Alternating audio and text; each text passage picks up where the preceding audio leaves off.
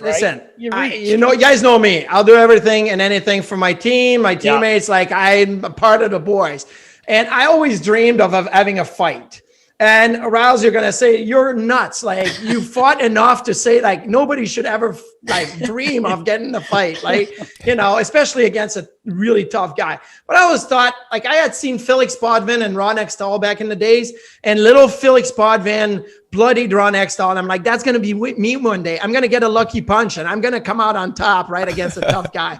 So the whole thing happened in Buffalo, and Chris Neal hits Chris Drury, and Lindy Ruff puts the tough guys on the ice, and Brian Murray puts, Jason Spezza, Danny Aitley, and Mike Comrie on the ice. And I'm like, well, this is happening. Like, these guys don't know, but it's happening. So the puck drops, and I look at Ray at the other end, Ray Emery, and he comes to center ice, and we squaring off, and I tried to grab him, and I did not grab his arm, and all of a sudden it's come in from left, right. I'm diving out of the way. He didn't hit me hard or just in the back of the head. And then we fell down. And then when we got back up, we're like, let's do it again. And then all of a sudden he looked over and he saw Andrew Peters, and he's like, Marty, I'm done with you. I'm going to fight the big tough guy. You're the appetizer. I was exactly very much the undercard. Hey, credit though for doing it, man. Yeah, man. But it was, and then I got kicked out of the game, and then I went to the locker room and ate pizzas and chicken wings. Yeah. And then what's funny is that was my last game in Buffalo. Was it? A week later, I got traded to Philadelphia. That was my last game in Buffalo. I did not know that. That was a good one. So at least I'm 0 for 1.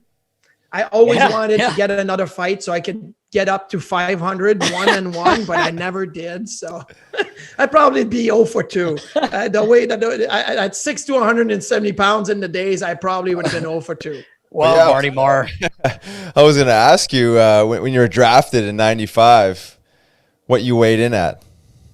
So I probably was about 150 pounds, but on the board when I got drafted, right? You get drafted and they put your name and your bio on the board. It said 6'2", 142. And so there's a clip online on Twitter, on YouTube or something about when I get drafted, and the analyst goes, it's 6'2", 142. He's going to have to gain a little bit of weight because you turn him sideways and you can see the net. Like, he doesn't cover a lot of net.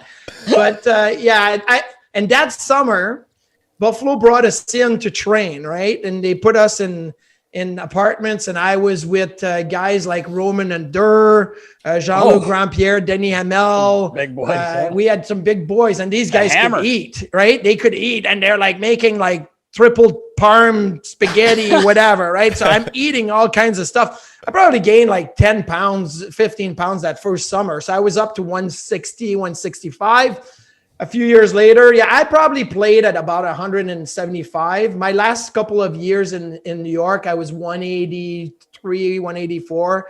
And now I'm like, I got to get myself under 200. I'm 202. And you don't look like it. I'm a skinny fat guy. That's what it is. I'm literally a skinny fat guy. But I got to get myself back under, because the suits are starting to get a little tight for TV. You guys don't see it, but that button is going to pop. It's popping. So. Hey, man, you got to look sharp on there, Marty Biron. You're on big time TV. I was telling Riley, it was way before I knew you. I'll never forget this, and I think I probably told you this when we finally met, but I was with the Phantoms, and it was your first year. You were in Rochester, and you guys would go on the ice first, obviously, but it was early, and I just happened to walk out to the bench, look around. I think they had redone part of the building or something. I can't remember why I was so anxious to get out there, but I went out there, and there's this tall kid, looked like he weighed 120 pounds. He's stick handling in his flip-flops and his long underwear. And I was like, so it's one of the coach's kids or something, So I go down and I said, I guess I think Willie would have been Willie was the trainer there. Yeah, so it was Willie. And I said, who's kids out there? And he goes, that's our starting goalie. And I said, Fuck off at your start. Go see, what's he weigh? 110 pounds? I said, fuck. I said, he's tall, but he goes, no, that's Marty Biron. That's our goalie. And then Marty gets out there because he cheated. Because you're not cheating, you're not trying. That's why guys taking up the whole net race. I'm like, that is not the guy. That is not the guy that was stick handling. He's like, that's him. My first year in Rochester, we took, like the cuff of a player's glove. We cut it out of the gloves and we sewed it between the elbow and the shoulder. So I had a wing over here, over my shoulder. Yeah. And literally, like, pucks would come in, I'd make the save, and the puck would get stop and stay right between where my numbers is on the sleeve. Like, it gets stuck in my gear. The referees have to come in and pull it out of my jersey because it gets stuck there. I cheated a little bit at the time. Well, remember Dave Dryden was the NHL goalie guy at the time? Yeah. He came to Buffalo and told me to take my jersey off during training camp.